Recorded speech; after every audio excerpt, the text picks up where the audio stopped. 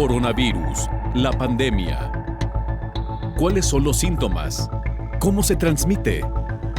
¿Qué puedo hacer para protegerme y prevenir la propagación de la enfermedad? Nuevo padecimiento que ha encendido las alarmas de los sistemas de salud. Coronavirus, la pandemia.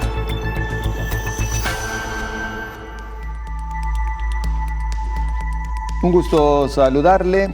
Iniciamos ya Coronavirus, la pandemia, esta producción de la Universidad de Guadalajara, con nuestro agradecimiento a todas las televisoras públicas de la República Mexicana, así como de América Latina y el Caribe, que nos sintonizan. Recuerde, tenemos vías de contacto permanente con usted y nos agrada recibir sus comentarios, también responder a sus inquietudes, y para ello le ofrecemos nuestras cuentas en Facebook y Twitter, donde nos encuentra como Canal 44 TV. Canal 44 TV. Y por WhatsApp puede también enviarnos sus comentarios al 33 22 42 06 90. 33 22 42 06 90. El tema central de nuestro programa de hoy: infecciones del tracto urinario tras padecer la enfermedad de COVID-19. El riñón podría resultar afectado durante la infección del virus SARS-CoV-2. Al ocasionar una inflamación sistémica, señalan científicos y especialistas en enfermedad renal. 1 de cada 3 personas que ingresan a un hospital por la enfermedad de COVID-19 tienen mayor riesgo de desarrollar una lesión renal aguda. De acuerdo con un estudio clínico, se identifica que los síntomas del tracto urinario aumentan de manera significativa en pacientes de edad avanzada después de tener COVID que en jóvenes. Y en Estados Unidos, la próxima semana iniciará la vacunación pediátrica para más de 28 millones de niñas, niños y adolescentes. Será esta con el biológico de Pfizer-BioNTech. Parte de lo que estaremos desglosando a lo largo de este programa. Acompáñenos.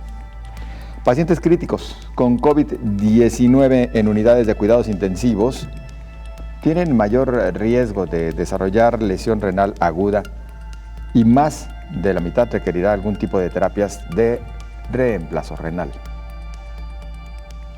La COVID-19 mantiene el telón abierto de varias enfermedades que con el paso del tiempo podrían generar una crisis sanitaria de no tratarse a tiempo. Aunque van surgiendo nuevos estudios clínicos, aún los datos son limitados.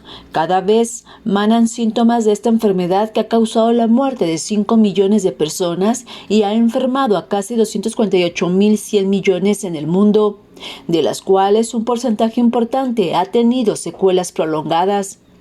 Varios estudios internacionales médicos señalan que el diagnóstico de COVID-19 puede ser difícil debido a síntomas, pero también se ha identificado en algunos pacientes complicaciones urinarias graves.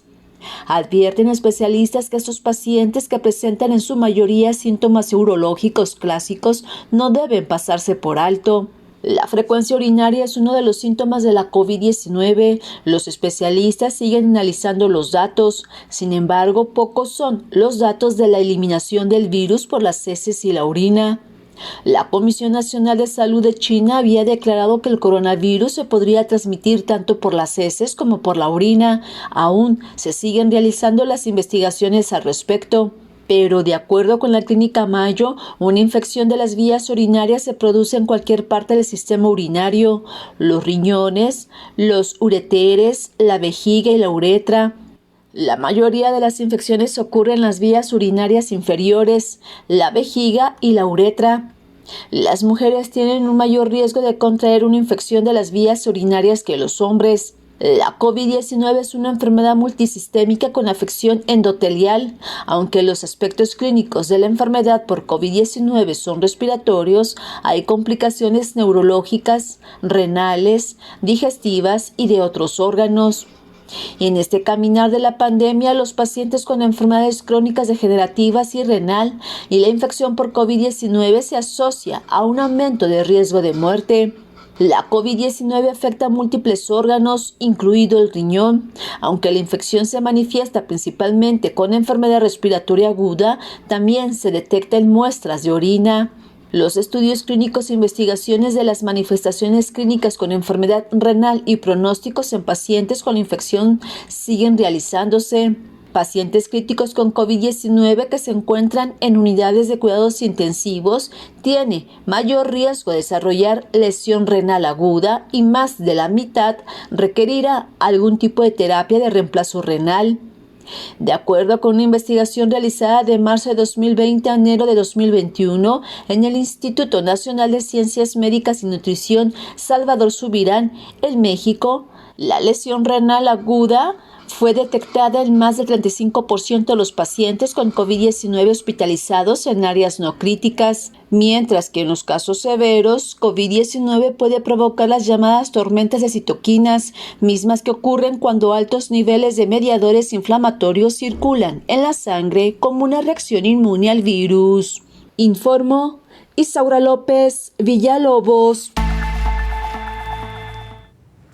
Vamos ahora al reporte desde la sede de la Organización Mundial de la Salud en Ginebra con Antonio Broto, corresponsal de EFE. Hola, ¿qué tal? Buenos días, José Ángel, y buenos días a todo el auditorio de Canal 44. Los casos globales de COVID aumentaron un 3% la semana pasada, superando los 3 millones, lo que supone el segundo periodo de 7 días consecutivo en el que se observa una línea ascendente, según las estadísticas que facilitó la Organización Mundial de la Salud. En Europa, la región actualmente más afectada, 1,7 millones de casos la semana pasada, los positivos ascendieron un 6%, mientras que en América subieron un 3% hasta 734.000 después de varios meses de descensos. En el acumulado desde el inicio de la pandemia, los contagios confirmados por la OMS totalizan 246 millones, de los que 93 millones se registraron en América y 76 millones en Europa. Los fallecidos por COVID-19 la semana pasada fueron más de 50.000, lo que supone un ascenso del 8%, también el segundo consecutivo después de 2 meses a la baja. Casi la mitad de los fallecimientos, 24.000, se notificaron en Europa, donde las muertes semanales subieron un 12%, mientras que 15.000 se produjeron en el continente americano, un 4% menos que en los 7 días anteriores. Esta semana se superó en el mundo la barrera de los 5 millones de muertos desde el inicio de la pandemia, de los que 2,2 millones fallecieron en América y 1,4 millones en Europa, las dos regiones más afectadas por la crisis sanitaria. La variante Delta del coronavirus, que se detectó primeramente en la India a principios de este año, ya está presente en un 99,5% de los casos actuales en el mundo, según los estudios de la red de análisis GISAID. Respecto a la campaña global de vacunación contra la COVID, hasta el momento se han administrado 7.130 millones de dosis a un ritmo actual de 27 millones al día. Un 49,7% de la población mundial ha recibido al menos una dosis de vacuna contra la COVID, aunque en países de bajos ingresos ese porcentaje baja al 3,9%, aún lejos del objetivo de la OMS de alcanzar el 40% de cobertura en cada nación del planeta. Reportó desde Ginebra Antonio Broto para el programa Coronavirus, la pandemia. Muchas gracias a Antonio Broto. Y bueno, en más información, Estados Unidos comenzará ya a aplicar la dosis contra COVID-19 a su población infantil. Será, como le adelantábamos, de la farmacéutica Pfizer-BioNTech.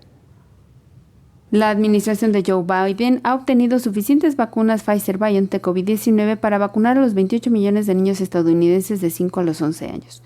Durante una conferencia de prensa en la Casa Blanca, Jeff Zients, el coordinador de respuesta a COVID-19 de la administración, dijo que el programa formal de vacunación pediátrica comenzaría oficialmente este 8 de noviembre, en espera de la recomendación por parte de los Centros para el Control y Prevención de las Enfermedades, CDC. En general, más de 20.000 pediatras, médicos de familia, farmacias y otros proveedores que los padres conocen y en los que confían se están preparando para administrar los biológicos.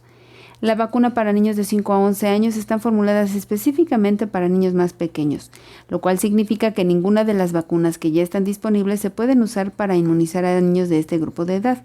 La Administración de Drogas y Alimentos, la FDA, autorizó la vacuna COVID-19 de Pfizer para niños de 5 a 11 años, informó Elizabeth Ortiz. Y en más información, Rusia enfrenta sus peores cifras de contagios de COVID-19. En este hospital infantil ruso, los ingresos no cesan. Son bebés, niños y adolescentes que llegan al hospital con infecciones agudas por COVID-19. El número de pacientes aumentó recientemente. El COVID-19 se hizo más joven. Estamos admitiendo niños, adolescentes y niños recién nacidos, de 4 meses, de 8 meses, de 6 meses. No sucedió en oleadas anteriores de infección. El hospital se encuentra en Irkutsk, una ciudad en Siberia a más de 4.000 kilómetros de Moscú. Según la jefa del Departamento de Infecciones del Hospital Pediátrico, la enfermedad se ha hecho más grave que en otras olas. Ahora los niños mayores, los adolescentes, reciben más a menudo oxígeno. Se someten a una poderosa terapia de infusión, terapia antibacterial. La duración de la enfermedad también ha aumentado. Rusia en general atraviesa un nuevo pico de la pandemia, con una cifra récord de 40.251 casos de COVID-19 solo este sábado. Según la Universidad Johns Hopkins, apenas el 32.72% de la población se ha vacunado. El personal de la salud exhausto hace un llamado a recibir los biológicos. La principal fuente de la enfermedad son los adultos. La salud de los niños depende de ello, por eso hay que vacunarse. Rusia amaneció en medio de unas vacaciones pagadas, una estrategia del gobierno de Vladimir Putin para que la ciudadanía permanezca en sus hogares, buscando contener la rápida alza de los casos que atraviesa el país. El mundo superó los 5 millones de muertes por COVID-19. Estados Unidos y los países europeos tienen la mayor cantidad de pérdidas. A 19 meses del comienzo de la pandemia de COVID-19, el mundo rebasó ya los 5 millones de muertes a causa del coronavirus, según los registros oficiales de decesos de los países, aunque numerosos expertos en salud piensan que el número real podría ser mucho mayor. De hecho, un informe publicado en mayo de este año por la Organización Mundial de la Salud señaló que el número real de muertes por coronavirus es de 2 o 3 veces superior a la cifra oficial, de acuerdo con los datos de la Estadística Sanitaria Mundial, frente a lo que definió como un hito devastador el secretario general de las Naciones Unidas, Antonio Guterres, quien afirmó que la dolorosa cifra reitera la urgencia de distribuir equitativamente las vacunas para controlar la pandemia y evitar más muertes. Reiteró que mientras los países ricos están aplicando terceras dosis de la vacuna COVID-19, solo el 5% de las personas en África han recibido el esquema de vacunación completo. El líder de la ONU considera que el mejor tributo a los 5 millones de personas fallecidas y a los trabajadores de la salud que luchan contra el virus todos los días es hacer realidad la equidad en las vacunas, acelerando los esfuerzos y asegurando la máxima vigilancia para derrotar al virus. Las 5 millones de muertes se producen en medio de un aumento de los casos en algunos lugares donde se habían mantenido bajos por largo tiempo. A la fecha, los casos registrados de COVID-19 en el mundo suman 250 millones y Estados Unidos es el país con más fallecimientos registrados con cerca de 750,000, informó Rocío López Fonseca. Permítanos una breve pausa, regresamos con mucho más y recuerde, hoy nos enfocaremos también a los padecimientos renales post-COVID. Acompáñenos.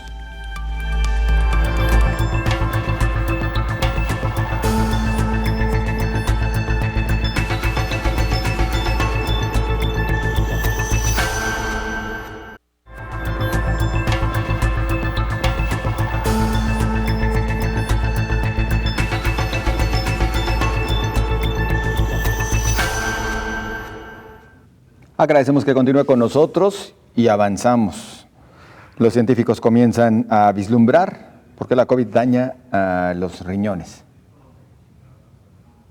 Aunque no se sabe a ciencia cierta por qué la COVID afecta al riñón, científicos y especialistas explican que el riñón podría resultar afectado durante la infección de COVID-19 al ser una enfermedad sistémica, es decir, que afecta a todo el cuerpo, por lo que si, por ejemplo, empieza a fallar el corazón, el riñón no recibe el riego sanguíneo adecuado y es entonces cuando se daña. El urólogo Claudio Romo explica que la frecuencia urinaria es uno de los síntomas comunes en los pacientes con COVID-19 y agrega: Bueno, respecto a COVID-19 y las manifestaciones a nivel urológico, existe ya información documentada y demostrada principalmente en órganos como riñón y testículo. Está demostrado que puede causar insuficiencia renal aguda y atrofia testicular.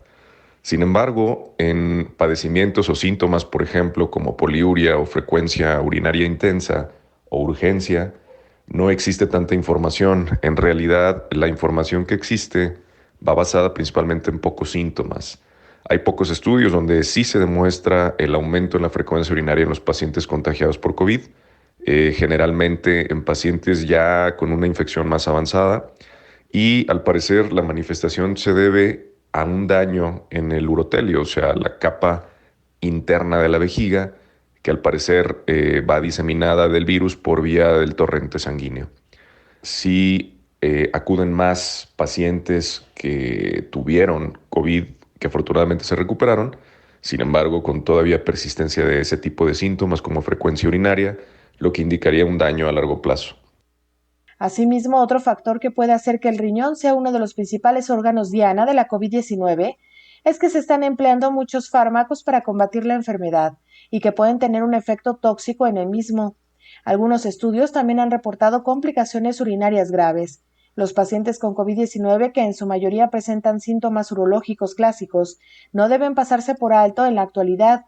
La frecuencia urinaria es uno de los síntomas más comunes a la enfermedad urológica y se ha detectado que también es un síntoma común en algunos pacientes con COVID-19, informó Rocío López Fonseca. Bueno, y escuche lo siguiente. Polonia lleva a los cementerios la campaña de vacunación. Polonia traslada la campaña de vacunación a los cementerios.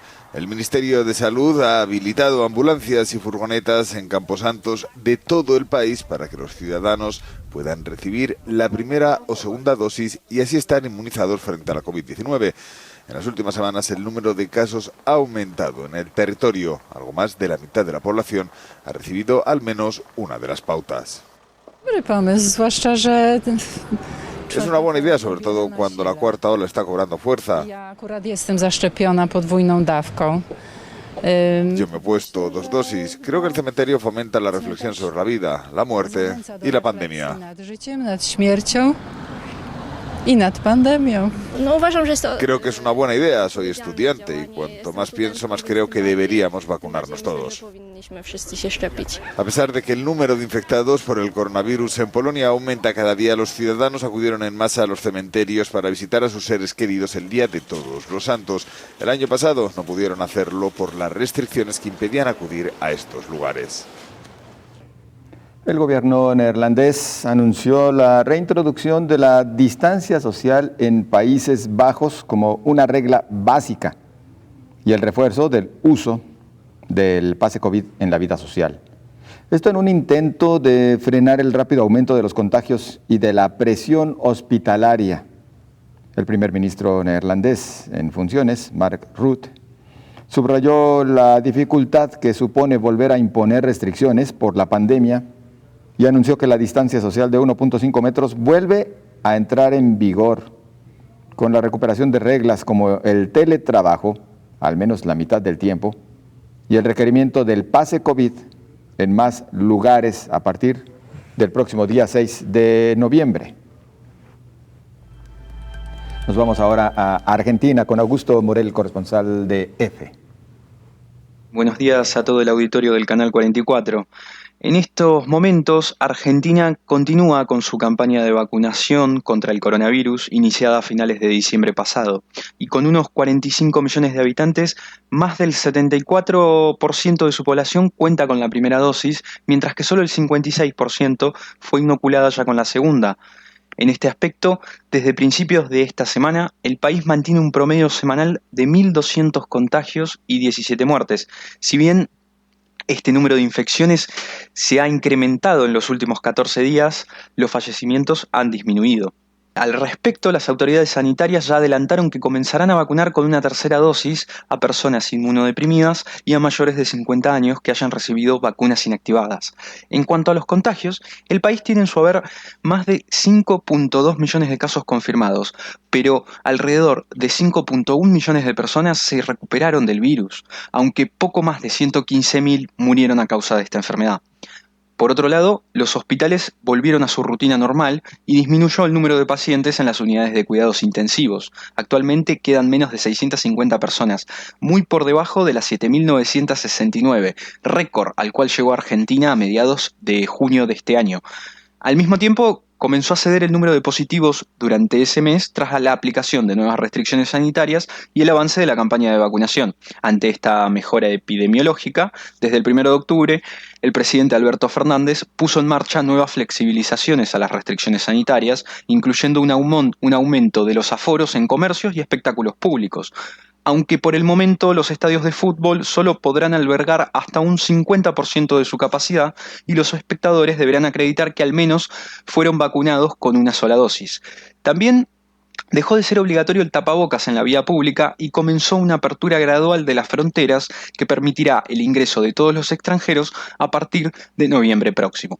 Reportó desde Argentina Augusto Morel para el programa Coronavirus, la pandemia.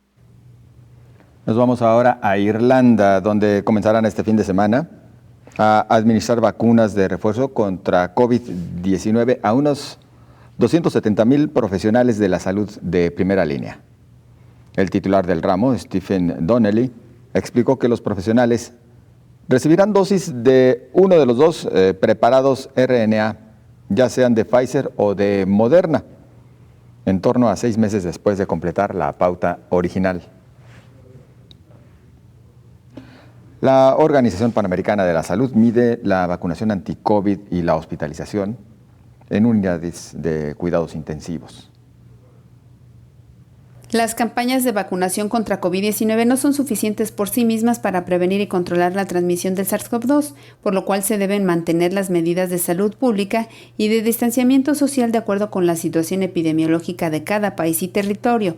La Organización Panamericana de la Salud informó que en América del Norte, los Estados Unidos y Canadá informaron de una cobertura de vacunación superior al 50%, acompañada de tasas bajas de ocupación hospitalaria en unidades de cuidados intensivos. En contraste, en América Central, Costa Rica tiene una cobertura de vacunación relativamente baja junto con una tasa de ocupación en unidades de cuidados intensivos moderadamente alta, que es mayor a 200 por cada 1,000 casos nuevos.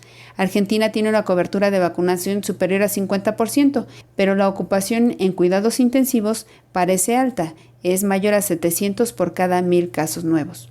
Colombia y Perú, que tiene una cobertura de vacunación entre 30 y 50%, tienen una ocupación en unidades de cuidados intensivos de 350 por cada 1,000 casos nuevos, informó Elizabeth Ortiz. Momento de una nueva pausa, regresaremos y estaremos ya abundando en el tema de las infecciones del tracto urinario tras padecer la enfermedad de COVID-19. Acompáñanos.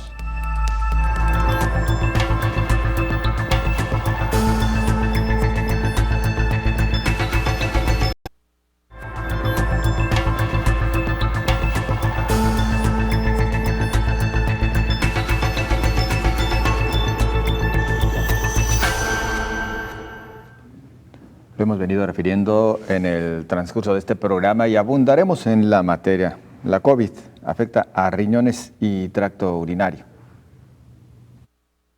Aunque no se sabe a ciencia cierta por qué la COVID afecta al riñón, científicos y especialistas explican que el riñón podría resultar afectado durante la infección de COVID-19 al ser una enfermedad sistémica, es decir, que afecta a todo el cuerpo, por lo que si, por ejemplo, empieza a fallar el corazón, el riñón no recibe el riego sanguíneo adecuado y es entonces cuando se daña. El urólogo Claudio Romo explica que la frecuencia urinaria es uno de los síntomas comunes en los pacientes con COVID-19 y agrega. Bueno, respecto a COVID-19 y las manifestaciones a nivel urológico, existe ya información documentada y demostrada principalmente en órganos como riñón y testículo. Está demostrado que puede causar insuficiencia renal aguda y atrofia testicular. Sin embargo, en padecimientos o síntomas, por ejemplo, como poliuria o frecuencia urinaria intensa o urgencia, no existe tanta información. En realidad, la información que existe va basada principalmente en pocos síntomas. Hay pocos estudios donde sí se demuestra el aumento en la frecuencia urinaria en los pacientes contagiados por COVID, generalmente en pacientes ya con una infección más avanzada, y al parecer la manifestación se debe a un daño en el urotelio, o sea, la capa interna de la vejiga, que al parecer va diseminada del virus por vía del torrente sanguíneo. Si acuden más pacientes que tuvieron COVID, que afortunadamente se recuperaron, sin embargo, con todavía persistencia de ese tipo de síntomas como frecuencia urinaria, lo que indicaría un daño a largo plazo. Asimismo, otro factor que puede hacer que el riñón sea uno de los principales órganos diana de la COVID-19 es que se están empleando muchos fármacos para combatir la enfermedad y que pueden tener un efecto tóxico en el mismo. Algunos estudios también han reportado complicaciones urinarias graves. Los pacientes con COVID-19, que en su mayoría presentan síntomas urológicos clásicos, no deben pasarse por alto en la actualidad. La frecuencia urinaria es uno de los síntomas más comunes en la enfermedad urológica y se ha detectado que también es un síntoma común en algunos pacientes con COVID-19, informó Rocío López Fonseca. Y justo es el tema que le hemos venido mencionando. Abordamos también en nuestra charla con el doctor Héctor Raúl Pérez Gómez, infectólogo, que ya se encuentra con nosotros. Doctor, buen día. Buen día, José Ángel, qué gusto saludarte. Igualmente. Pues la afectación a los riñones, al tracto urinario, las infecciones del tracto urinario tras padecer COVID. Mira, este es todo un tema, particularmente la afectación al funcionamiento del riñón en pacientes que tuvieron COVID, particularmente quienes tuvieron COVID grave o crítico. El riñón puede tener sufrimiento importante durante esos episodios más agudos y las personas pueden tener lo que llamamos insuficiencia renal aguda. Pero también recordemos que un alto porcentaje de quienes sufren COVID grave tienen comorbilidades, enfermedades preexistentes como diabetes, hipertensión, que son enfermedades que van generando daño progresivo al riñón a lo largo de los años y que cuando viene una enfermedad como COVID-19 pueden agravar el deterioro de esa función renal y finalmente empezar con lo que conocemos como insuficiencia renal crónica o crónica agudizada. La insuficiencia renal se clasifica en estadios, dependiendo de un parámetro conocido como filtración glomerular o tasa de filtración glomerular. Y los pacientes que tienen diabetes de más de 10 años de evolución o hipertensión de más de 10 años de evolución, en su mayoría tienen algún grado de afectación renal. Viene entonces una patología tan severa como COVID que puede agravarse ese deterioro que viene ocurriendo. ¿Por qué COVID puede generar daño renal significativo? La razón más aceptada es que las células renales, tanto de los vasos sanguíneos que llegan al riñón, como también las células propias del tejido renal, tienen un receptor conocido como enzima convertidora de angiotensina tipo 2. Ese es el receptor puerta de entrada del virus SARS-CoV-2. Y entonces estas personas pueden tener inflamación aguda del riñón que los puede llevar a este deterioro agudo.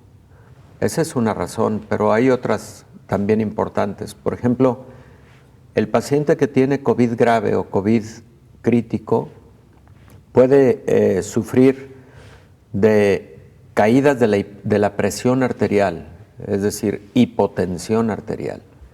Y esas disminuciones importantes de la presión arterial durante la fase más aguda o crítica se conocen como estado de choque, que puede ser reversible o puede ser refractario. Y la disminución en la presión arterial puede llevar a una disminución también en la irrigación sanguínea al tejido renal o hipoperfusión renal, y eso también generar deterioro de la función de estos órganos tan importantes como son los riñones. Entonces, es importante que en los pacientes con COVID se esté monitoreando continuamente la función renal, sobre todo en los pacientes hospitalizados por COVID. Esto indica también, doctor, entonces que los enfermos renales ya de por sí deberían de mantener el doble de cuidados desde que arrancó esta pandemia. Claro, es un hecho porque además las casuísticas nos dicen lo siguiente.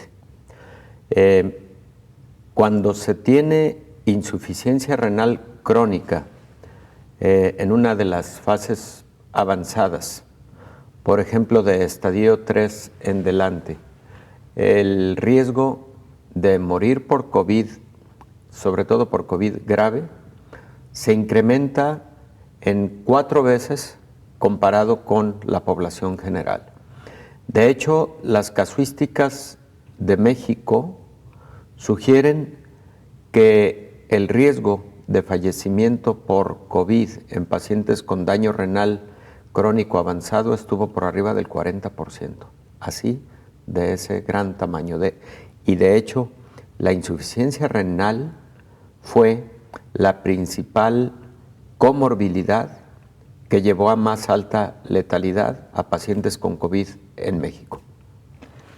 Y lo cual todavía agrava más, no solamente en México, sino me parece que en buena parte de América Latina, por el hecho de que se descuidaron estos otros padecimientos por dedicar espacios, tiempo, dinero, etcétera, a la atención de COVID. Efectivamente, muchos pacientes con enfermedad renal crónica tuvieron probablemente mayor deterioro durante este tiempo de pandemia, aún sin tener COVID, porque es posible que hayan disminuido sus visitas a recibir la atención de la enfermedad renal crónica por temor a entrar a clínicas, hospitales, etcétera, en donde podría existir riesgo de infección por COVID y de brotes por la enfermedad al interior de estas clínicas y hospitales, efectivamente. Y la carencia de medicamentos, que también se registró en diferentes puntos. Sí, ese es otro factor que puede indudablemente contribuir. Sí existió en el mundo una reducción en el abasto de fármacos, de insumos para la salud, que se concentraron predominantemente a COVID y que probablemente en otras áreas dejaron con algo de falta de cobertura, ¿no?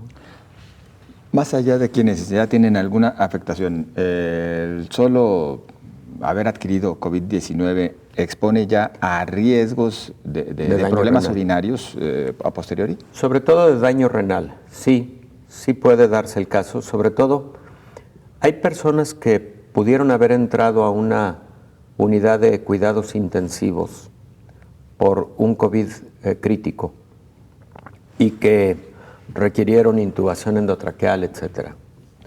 Estos pacientes se estima que el 15% pueden haber desarrollado insuficiencia renal aguda, incluso algunos de ellos haber requerido programas de hemodiálisis en esas unidades de terapia intensiva, y al terminar con el episodio de COVID y salir de la terapia intensiva y restablecerse la función renal, sí pudo haber quedado algún grado de deterioro de esta función renal que amerita y obliga a mantener un monitoreo continuo a lo largo del tiempo para estar checando que el funcionamiento renal esté adecuado, o intervenir oportunamente de nuevo si hay indicios de que ese episodio de insuficiencia renal aguda durante el momento que hubo COVID crítico pudo haber dejado como secuela enfermedad renal crónica. Eso se tiene que monitorear a lo largo de meses y años.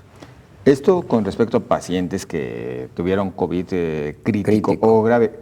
Aquellos que se contagiaron con COVID de manera leve o moderada. Menos riesgo, definitivamente mucho menos riesgo.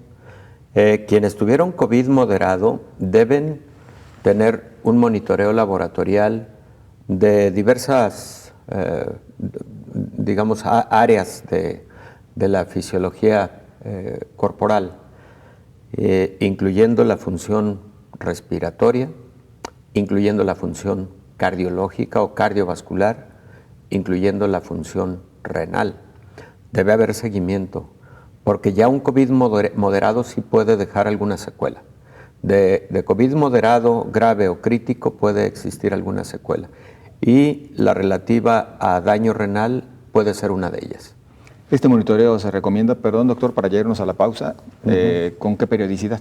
Bueno, depende del caso. Cuando se identifica que el funcionamiento renal es aparentemente normal, la periodicidad, por ejemplo, en un adulto de edad media, hablemos 50 años de edad, sería anual. Bien. Seguro debemos hablar de también medidas preventivas y otros tantos asuntos, así que le invitamos a usted a que se quede con nosotros. Regresamos enseguida. Claro. No se vaya.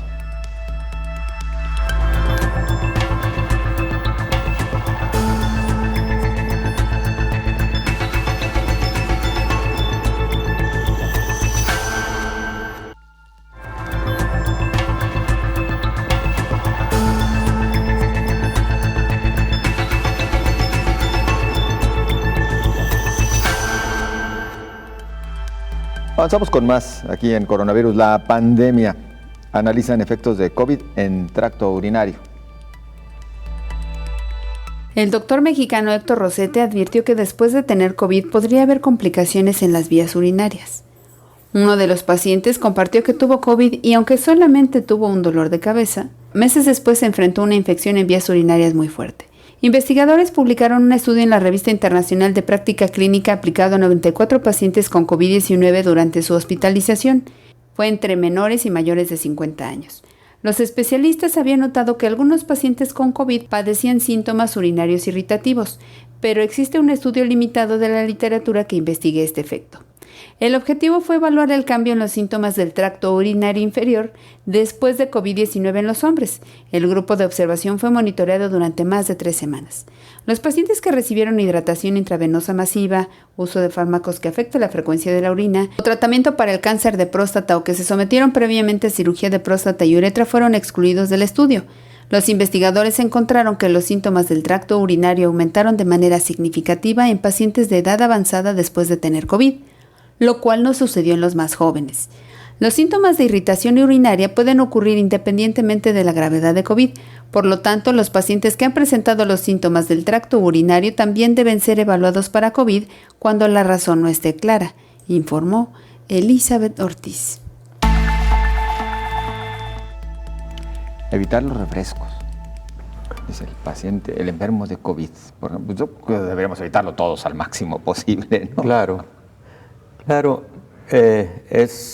es como una nota en su cuenta de Twitter, ¿no? De Twitter, así es. Pues una recomendación general válida, como bien señalas, para toda la población en la medida de lo posible. El estudio que comenta Elizabeth es interesante porque es un estudio, así lo entendí, que excluye a los pacientes que tenían enfermedades urinarias previas.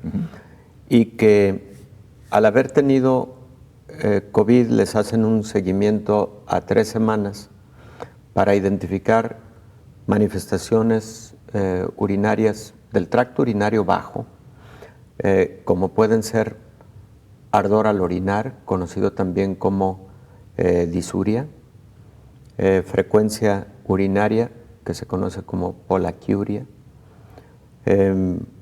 incontinencia urinaria, que se explica por sí sola, y también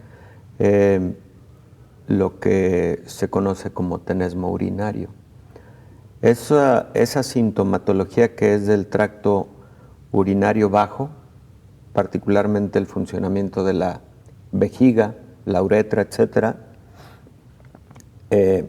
al analizarlo, entiendo que hubo manifestaciones más frecuentes en los pacientes con COVID comparativamente con un grupo control. Así percibí el estudio, yo no lo he leído, no lo conozco, pero ahí habría que analizar si todos fueron pacientes hospitalizados y, por ejemplo, tuvieron sonda urinaria, porque eso también puede ser una variable distractora de los resultados, de los hallazgos. Si hubo pacientes ambulatorios incluidos en el estudio, etcétera.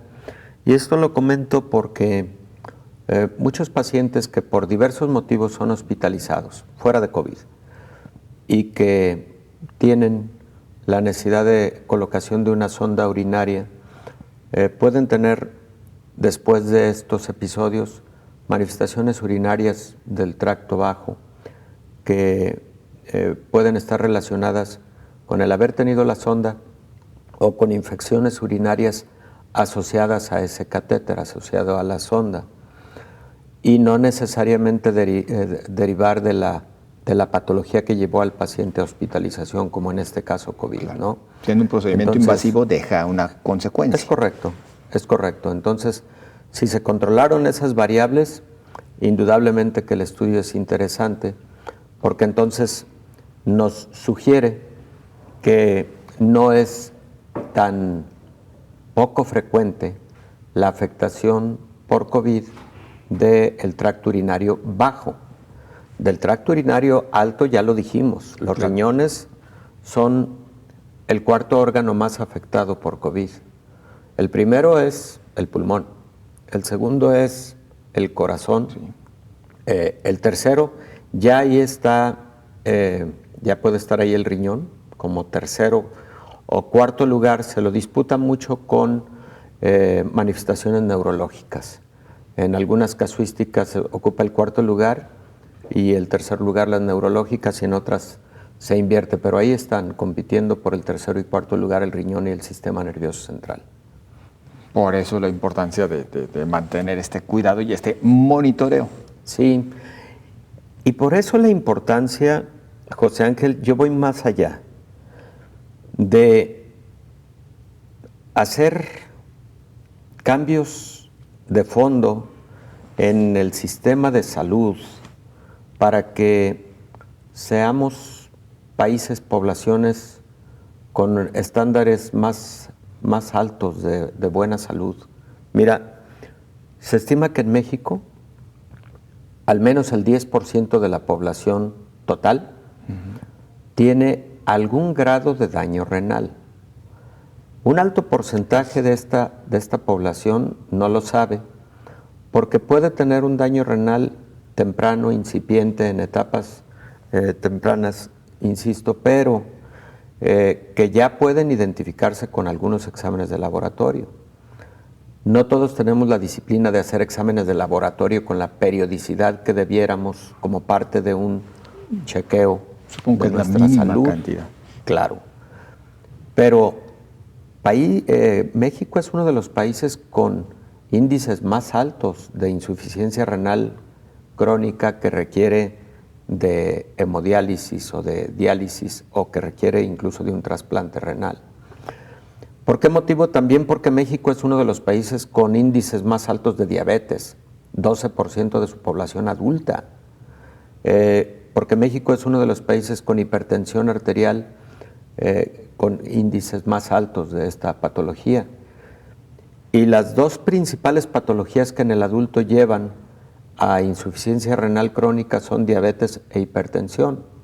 Y hay otras, pero estas dos que prevalecen mucho en nuestro país llevan con frecuencia insuficiencia renal. Entonces, por lo tanto, es fundamental buscar la manera de abatir esos altos índices de diabetes, de hipertensión y por lo tanto de insuficiencia renal crónica, porque es posible que la alta letalidad que tiene México por COVID, por ejemplo, en el primer año de COVID, México alcanzó una letalidad del 8.9%, 8.9%, altísima comparada con la letalidad promedio mundial que estaba por el orden del 2.7%, altísima.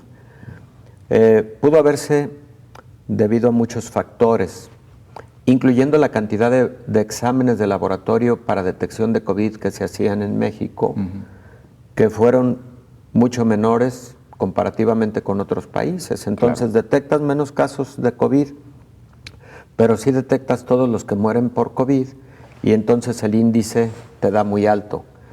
Pero también pudieron haber estado involucrados factores como la alta proporción de diabetes o de hipertensión y de insuficiencia renal crónica que existe en México.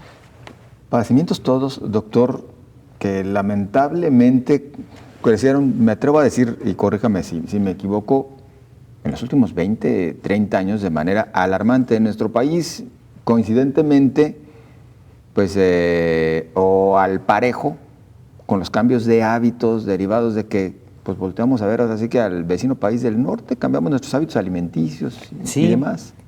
Sí, volvimos mucho de los mecanismos para nuestra alimentación cotidiana muy parecidos a ese estilo de practicidad, pero que lleva a consumir alimentos de altos contenidos calóricos, de altos índices glicémicos y de gran cantidad de grasas saturadas, que por lo tanto lleva pronto a incremento de peso corporal, obesidad mórbida, y con eso también de la mano diabetes, hipertensión. Toda es como una cascada de eventos que, así como bien lo dices, José Ángel, también se pueden evitar, también se pueden prevenir. En algún momento se puede cortar esa cascada de eventos que lamentablemente llevan a un país a ser un país con mucha patología preexistente y que al momento de enfrentar una crisis sanitaria como COVID-19, pero que puede ser cualquier otra crisis sanitaria infecciosa, te puede llevar a altos índices de letalidad y a catástrofes sanitarias significativas, ¿no? Ahí es donde se encuentra, insistimos, como lo hemos dicho ya en otros programas, pues la verdadera área de oportunidad que nos deja la COVID-19, ¿no? Es decir, reflexionar respecto a qué sí debemos cambiar, qué sí debemos ajustar, y no nada más reflexionarlo, sino empezarlo a hacer, doctor. Sí, definitivamente. Ayer decíamos que para qué nos sirven las estadísticas de mortalidad. Sí. Ayer abordábamos el tema de las causas de muerte en el mundo y hablábamos de las de México que acaba de publicar el INEGI. Pues nos deben servir para eso, para identificar dónde estamos parados y en dónde predominantemente hay que incidir en los programas de salud, en prevención, atención oportuna, educación para la salud, etcétera. Doctor Raúl Pérez Gómez, muchas gracias. Gracias a ti, José Ángel, como siempre. Por supuesto, nos vemos y nos escuchamos mañana. A usted también, gracias por su compañía. Pásela bien.